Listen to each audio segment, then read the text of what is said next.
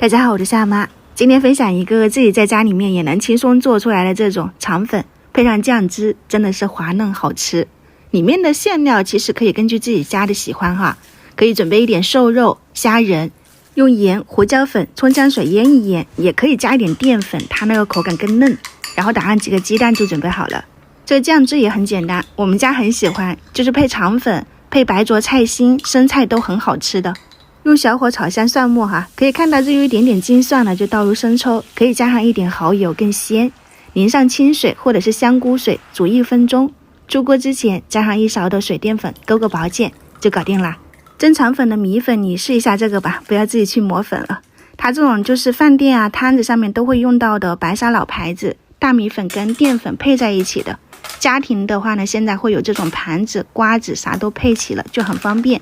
1小到100克就刚好是2人份，配上200毫升的清水是比较 Q 弹爽滑一些的，配上250毫升的清水就比较嫩滑一点的，看自己喜欢哈，给它搅到没有疙瘩。盘子里面刷上少量的食用油，给它涂抹开。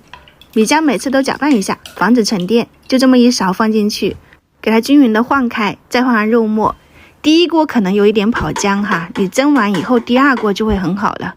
上锅蒸上1到2分钟，看到起泡了就可以揭开了。2个盘子轮着来，你可以放上鸡蛋液啊、生菜，然后虾仁这些自己喜欢吃的任何口味。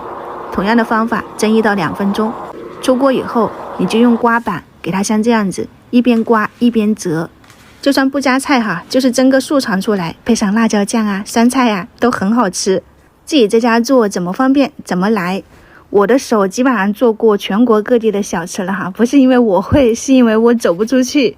所以希望大家都能够用到最简单的方式，吃到自己最想吃的味道。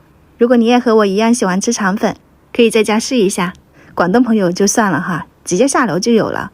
今天就分享到这里，我是夏妈，下次再见。